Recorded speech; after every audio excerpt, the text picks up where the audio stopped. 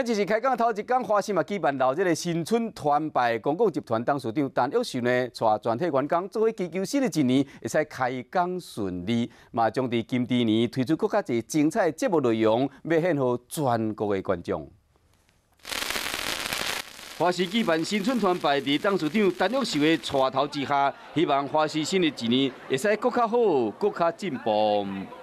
事实上，他们已经看到改变哈。那今年呢，我们的节目也会有不一样的呈现哈，请大家拭目以待。可以感受到华视是越来越温暖，越来越团结。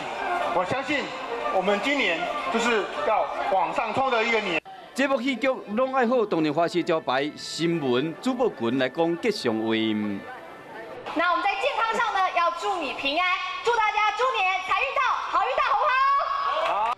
董事长总经理特别发红包，要予员工伫开工的时有一个好结点。规年花市伫世界杯球技比赛、台北跨年晚会等等的大型活动，拢交出漂亮的成绩单。